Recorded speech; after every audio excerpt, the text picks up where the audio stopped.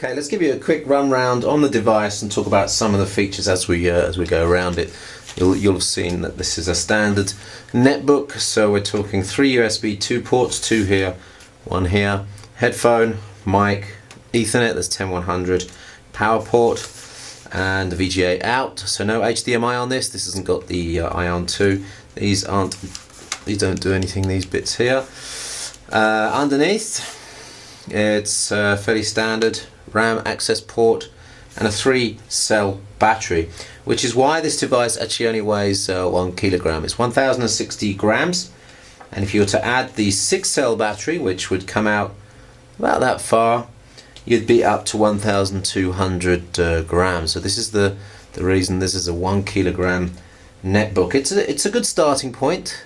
It's a very thin and light device without the 6-cell, and some people may not need the 6-cell. As we move towards more efficient netbooks, the battery life goes up anyway, and we're around 3.5 to 5 hours in screen on Wi-Fi connected use here. In my use last week, in blogging scenarios, it was 5 hours, so I was actually quite impressed with that. I wouldn't actually buy a 6-cell for this. I would buy an additional 3-cell and make sure that was charged as a backup. At the front, indicator lights. You've got an SD card slot, which I think is supposed to be XDXC compatible, but I haven't got any cards to test it out. And then there's the power on switch here. Now I'm going to open this up and show you one of the really key features of this device. It's got what's called Quick Start, and it's a combination of hibernation and standby. I don't quite know how it's working. I suspect it's saving the state of the device to memory and just keeping the memory powered up, because the standby feature is absolutely fantastic. It's sub 5 seconds to connect to the Wi-Fi as well, and over a period of 24 hours I've seen about 15% power loss, which on the 3-cell battery is actually not much at all. So you can have this sitting around for a couple of days in standby mode and be 5 seconds away from the internet. This is really interesting feature for a netbook, and this needs to be done on other netbooks, because it's, once you've had it, you don't want to let it go, because going back to a device that does normal standby and normal hibernation is not so good. Really nice keyboard. Again, I've used this for a week in a blogging scenario. 6 or 7, maybe more articles, actually extended articles, no problem. Really love the keyboard, fantastic. Multi-touch mousepad, also good, and I like the mouse buttons as well. It's a little brushed aluminium single bar, but it's flexes on either side, so it's quite nice. Microphone there. One other thing I want to mention is the speakers. They are excellent, really loud, really good quality, and really some of the best I've heard on a netbook. Build quality all round is actually very good. The plastics, typical Samsung, good hardware in plastics. There's no real fingerprint magnets on this. Even the glossy back on the screen isn't too bad. It wipes clean very easily. And I've had this in my bag last week, and there's very little evidence that I've actually not had it in a case. In fact, there's one little scratch there, which is not. It's actually a little bit of dust or something that's on it. It's absolutely scratch free, so I'm really pleased with that. It's nice and hard wearing, and it looks really nice as well, that sort of gunmetal finish there. The other nice thing about this one is the matte screen, and you'll notice when I close it, it goes to the standby mode. When I open it, it comes on. I haven't actually needed to do anything other than that since I've had the device. It's been really good. Yeah, matte screen on here, 1224x600. Some people would have liked an HD resolution screen, 1368x768, but okay.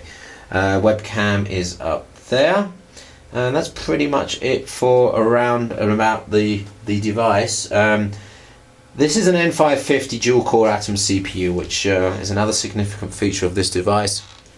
In my opinion, it actually makes Windows 7 usable without noticing any lag or drag on the device for the first time. I think the Windows 7 on the original netbook platform was a little bit too much for it in terms of CPU disk activity, but this one seems to, with Pine Trail as well, giving it the faster memory speed, really making it very usable. And compared to my old XP device, which I had an SSD and 2 gigs in, this is just as fast now. So I've only got 1 gig and a standard hard drive in this. If I put an SSD and 2 gigs in this, it should really fly and be nice and capable of multitasking too.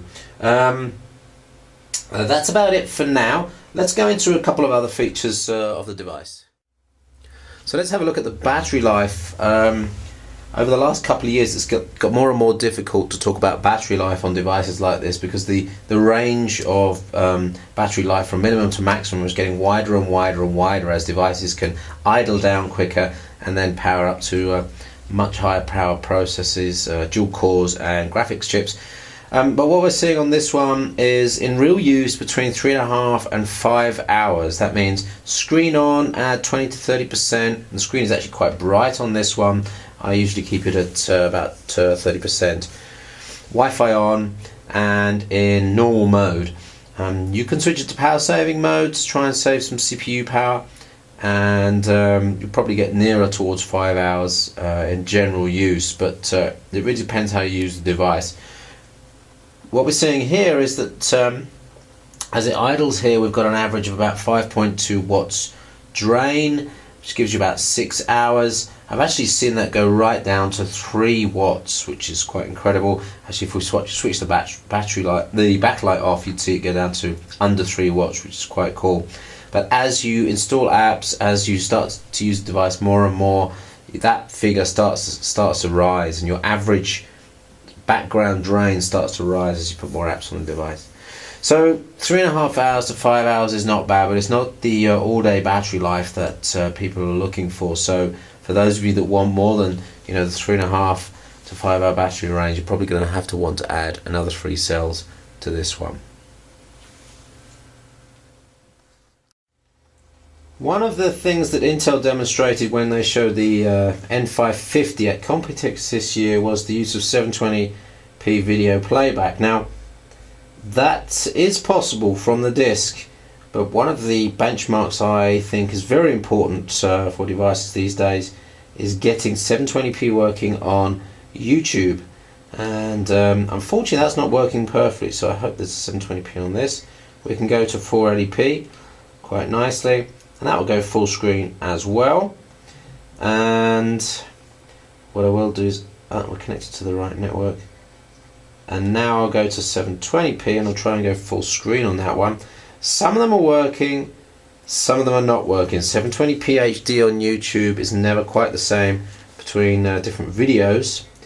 So let's see, so on embedded, that's actually working quite nicely, and in full screen there, not quite 100% perfect, but perfectly watchable. Maybe 1 or 2 frames per second dropping out. And that was a fairly basic video, not much going on in that.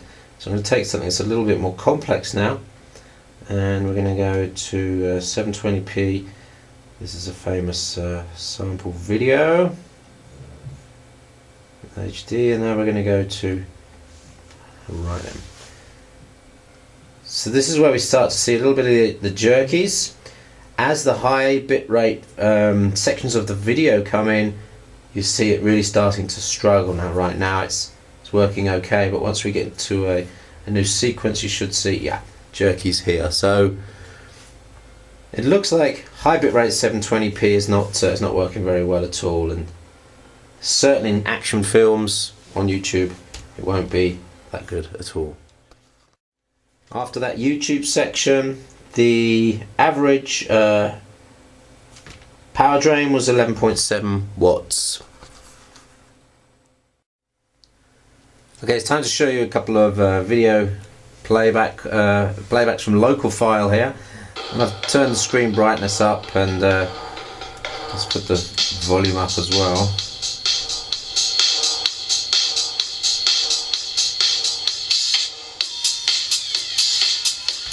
So that's what is that? 4.5 megabit per second DivX.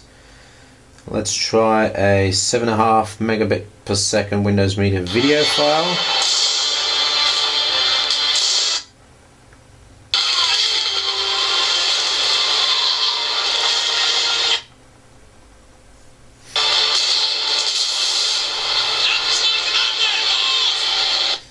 Okay, that was a rendered video file. Let's see if we can find something a bit better. We have Coral Reef Adventures, which is a 6.5 megabit file. Whoa! The Great Coral Reefs. Pretty loud. Incredibly beautiful, but desperately. These are working really nicely without too much in terms of CPU power being used. Right, a couple of other things to mention. The disk performance is good, and what we're going to do is quickly run Crystal Disk Mark test, which I'm going to run, which gives you a nice roundup of the scores on the device. So let's just run through that. We'll come back to you with that one.